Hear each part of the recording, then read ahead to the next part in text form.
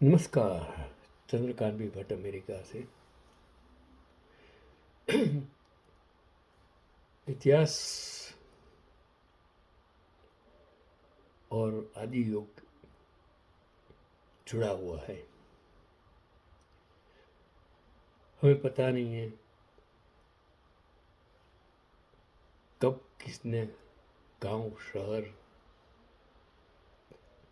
राज्य, देश बनाया, किसने नाम दिया और किसने वो नाम को भी खत्म कर दिया। हम बातें करते हैं इतिहास की, 5,000 साल, 3,000 साल, 4,000 साल।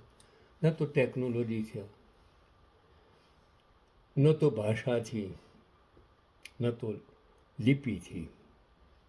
सिर्फ वो लोग रहते थे, सिर्फ खाना पीना, जीना और मर जाना। न कपड़ों की ज़रूरत, न घर की ज़रूरत, न कुछ की ज़रूरत थी उस।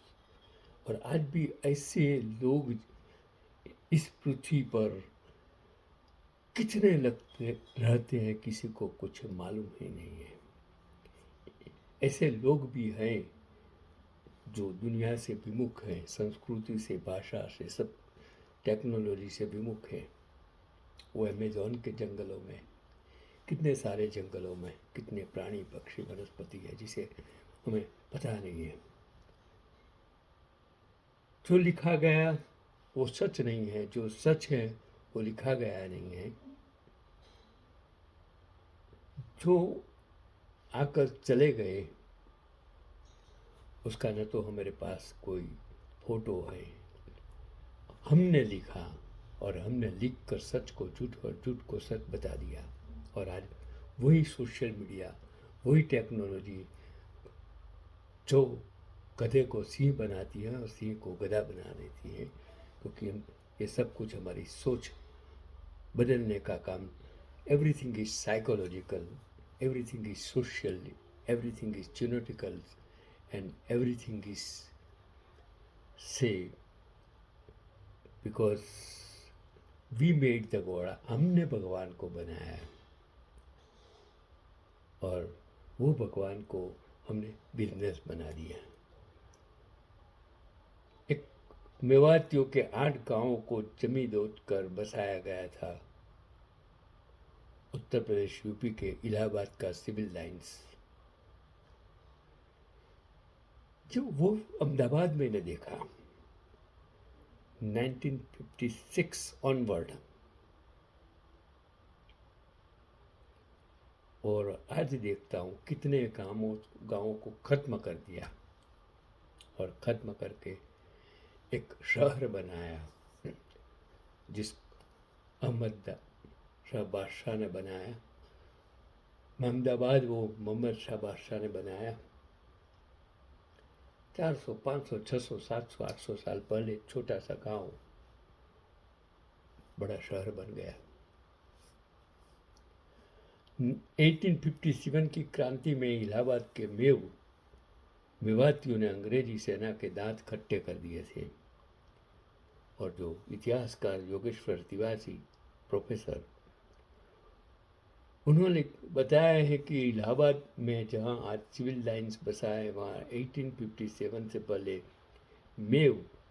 मेवातियों के जैसे अहमदाबाद में सिद्धी लोग रहते थे। और आज लाल दरवाज़ा सीधी सैयद की जाली बनाई है। बस उतना ही हमारे पास है, बाकी वो सिद्धी कहाँ चले गए किसी को मालूम नहीं है। डच वसाहत नगीनावाड़ी में, अहमदाबाद में, कांकरिया में, वो डच कहाँ चले गए किसी को कोई वसाहत है, कब्र है, सब कुछ है। यही तो है, जो आते हैं चले जाते हैं। थोड़े अवशेष से पता चलता है कि यहाँ कुछ थे। तो 1857 में जब आज़ादी की पहली जंग शुरू हुई तो इलाहाबाद, अब उसको प्रयागराज के महातियों ने बढ़ चढ़कर भाग लिया और अंग्रेजी सेना के दांत खट्टे कर दिए थे। 1858 में यहाँ पर अंग्रेज़ों के लिए टाउनशिप डेवलप की गई, जिसे आज सिविल लाइंस नाम से जाना जाता है। इलाहाबाद का सिविल लाइंस इलाका जो इस वक्त शहर का तिजारती मरकज है, जहाँ बहुमंजिला इमारतें, रिहायशी कॉलोनियाँ और चौड़ी सड़कें हैं। सुबह से लेकर देर शाम तक लोग यहाँ पर खरीदारी के साथ घूमते टहलते के लिए आते हैं। कभी यहाँ पर मेवातियों के 8 गांव आबाद थे, जिन्हें 1857 की जंग में के दौरान अंग्रेजों ने तबाह कर दिया था। इतिहास में 1857 की क्रांति को भारत के प्रथम स्वतंत्रता संग्राम का आज़ादी की पहली जंग के नाम से जाना जाता है। और इतिहासकार योगेश्वर तिवारी की बताते हैं कि इलाहाबाद में जहाँ सिविल लाइन बसा हुआ है, वहाँ कभी 8 गांव हुआ करते थे, जहाँ की ज़्यादातर आबादी मेवातियों की थी, जो मुस्लिम थे। 1857 में जब आज़ादी की पहली जंग शुरुआत हुई तो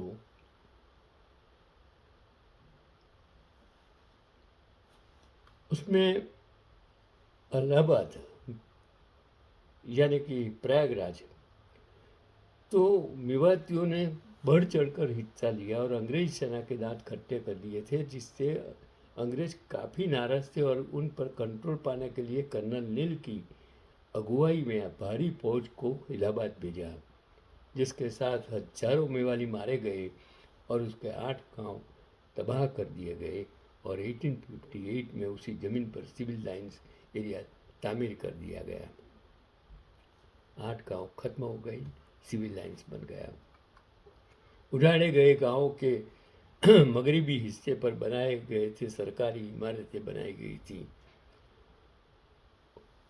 तो तबाह किए गए 8 गांवों के मगरबी हिस्से पर अंग्रेजी सरकार की और इमारतें तामीर की गई, जिनमें सिविल, मिलिट्री और रेलवे सर्विस से जुड़े अंग्रेजी अफसरों को रहने के लिए बंगले बनाए गए थे। जबकि समदाबाद और छितरपुर नाम के 2 गांवों की ज़मीन पर अंग्रेज़ों के सैर सपाटा तफरीह के लिए एक बड़ा पार्क बनाया गया था। यहाँ पर अंग्रेज़ों की चाय पार्टी होती थी। बैंड स्टैंड भी बजाया गया था, जहाँ पर समारोह होते थे। बाद में इस जगह को अल्फ्रेड पार्क या कंपनी बाग कहा जाने लगा। देश को आज़ादी मिलने के बाद बड़े बंगले एक एक कर टूट गए, जबकि रेलवे अफसरों के लिए बनाए गए कुछ क्वार्टर अभी भी सिविल लाइंस एरिया के नवाब यूसुफ रोड पर देखे जा सकते हैं। और इलाहाबाद का सिविल लाइंस एरिया उस वक्त मुल्क की सबसे बड़ी टाउनशिप था और राजधानी दिल्ली के पहले इलाहाबाद का सिविल लाइंस एरिया मुल्क का सबसे बड़ा प्लान टाउनशिप था, जिसमें इमारतों से लेकर सड़कें, लाइट, नालियों और सफाई आदि का बेहतर इंतजाम किया गया था। It was the organise. इस अमेरिका में भी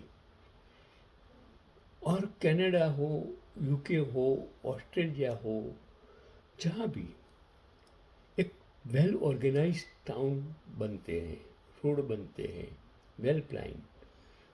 यहाँ लकड़े के मकान के पीछे प्लॉट, खुला प्लॉट, बैकयार्ड रखा जाता है।